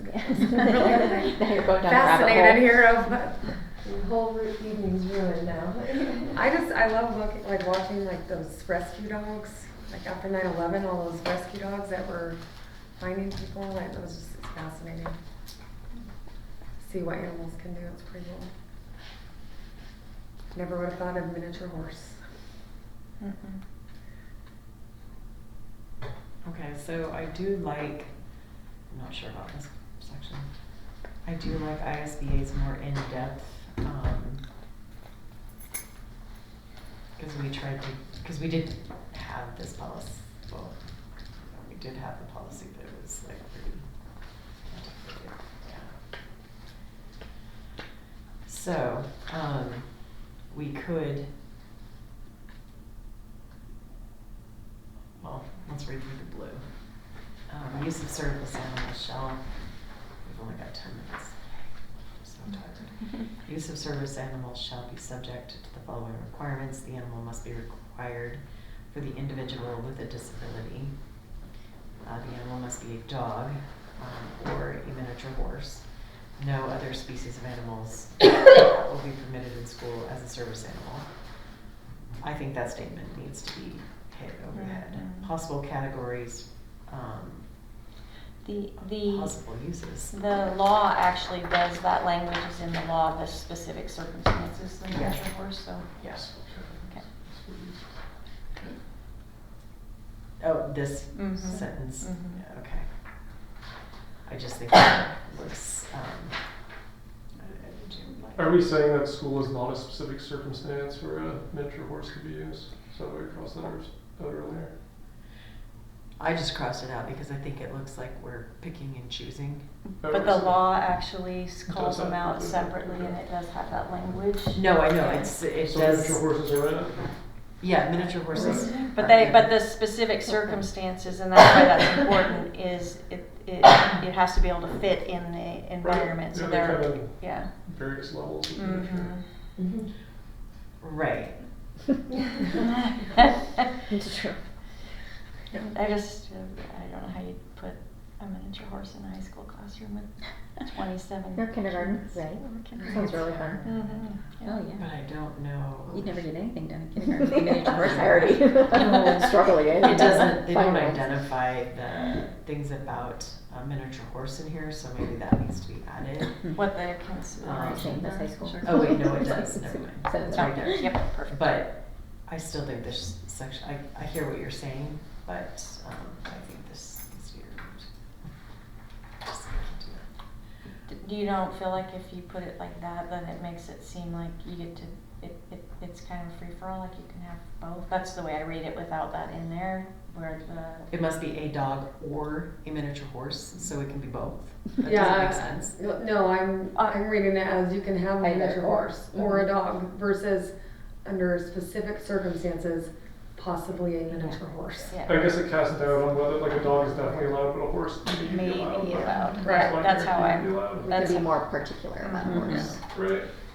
Except who's determining the specific circumstance? Well, it's the. Well, yeah. It the was in the law. circumstances of when it's allowed in the building, yes. But if I have a disability and I want a miniature horse, nobody's gonna tell me no. I mean, nobody else is gonna pick and choose that for me. It will be my determination. Now, I may be limited, because I'm not gonna be able to take it to like Right. special Right. places. Right. But that's why I was just Oh, saying, okay. that's why I Right, think that this way. is picking and choosing. Mhm. So the building administration would not have authority to say, you need a more miniature horse? Well, I mean, no, but we Or would horse have the is authority to miniature. say the horse is not going to fit through the door. Oh, I So see. therefore, you Okay, can't yeah. bring, it doesn't meet the requirements to get through the door. Got So it. we have more boundaries that we can impose on a miniature horse because they do have to meet, the horse itself has to meet the requirements. I wonder how you potty train a horse. I don't know. Hey, Jared, That might be. but we'll leave it. I like it. So a member of the public who visits the district property may be accompanied by a service animal. Appropriate staff may ask, appropriate staff? Do we have Not inappropriate just staff? Staff. May ask the following questions only about the service animal if the answers are not obvious. I think it just needs to say all staff, because Yeah. not only doesn't mean that anybody can ask, but it's also saying that way all staff knows that they can only ask a few questions. I think that's important. So you think it needs to say all staff? No, just staff. Just staff. Okay. Instead of the appropriate. Yeah, appropriate Yeah. staff. Is this a service animal required because of a disability, and what work or task has the animal been trained to perform? Staff cannot ask about the person's disability, require medical documentation, require a special identification card, or training documentation for the animal, or ask that the dog demonstrate its ability to perform the work or task. Any student who seeks to be accompanied by a service animal, including a service dog in training addressed below. Now, I don't know that we want to go there. I don't know if we have to go there. I just sent Megan an email, do you want me to? Yeah. If they're in training. Yeah, I don't know. Accompanied by its service animal while on school property shall have such requests addressed via section 504 plan. That is correct, because we did not have that in policy. Other applicable plan, including a potential healthcare plan with the district. Do we have healthcare plans with the district? Mm-hmm. Okay, for kiddos? Yeah. Okay. Such plan shall be prepared in accordance with the standard district policy in conjunction with the student's parent, legal guardian. It shall be the responsibility of the parent guardian to contact the school to commence this process.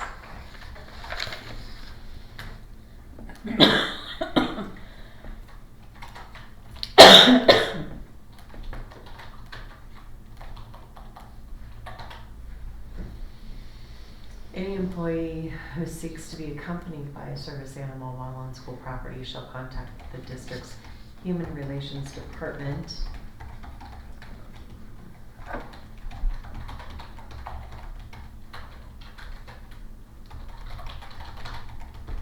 And shall work through the Americans with Disability Act process with the district. Requests to permit a miniature horse to accompany a student or adult with a disability in school buildings and classrooms or at school functions will be handled on a case-by-case basis, considering the type, size, weight of the horse, whether the facility can accommodate these features, whether the handler has sufficient control of the horse, whether the horse is housebroken, and whether the horse's presence in a specific facility compromises legitimate safety requirements that are necessary for safe operation. Upon request, owners of service animals must provide proof of current vaccinations to the superintendent with their request to be accompanied by a service animal. All service animals must be kept clean groomed to avoid shedding and dander and treated for and kept free of flea ticks.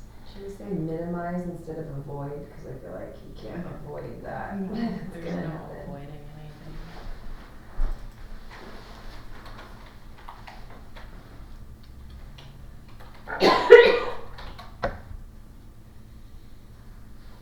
Owners of service animals are liable for any harm or injury caused by the animal to other students, staff, visitors, and or property. Service animal must have a harness, leash, or tether unless either the handler is unable because, wait a minute. A service animal must have a harness, leash, or other tether unless either the handler is unable because of a disability to use the harness, leash, or other tether, or the use of the harness, leash, or other tether would interfere with the service animal's safe, effective performance of work or task, in which case the service animal must be otherwise under the handler's control, such as by through voice control, hand signals, or other effective means. That's a long sentence with a lot of a lot of commas. So Idaho code recognizes service animals in training, and thus businesses, public programs, and workplaces have a legal obligation to allow access to service animals in training. Okay. I don't know what that code is, but that's what it says. It's unable because of the disability. It used to be like the handler must have control of the service animal. We say I up don't here. know why it needs to be like, whoa, whoa, I know. whoa, whoa. Very wordy. Because then it can contradict itself. Unless they can't have it on a leash or. So we state the service animal must have a harness, leash, or tether, or otherwise under a handler's control. Yes. Or other. We're missing a B. Yeah, right. So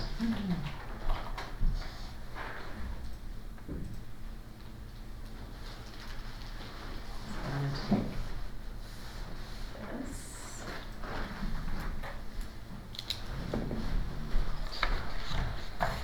Thank you for coming. Oh, yeah, thank you. Have a great night.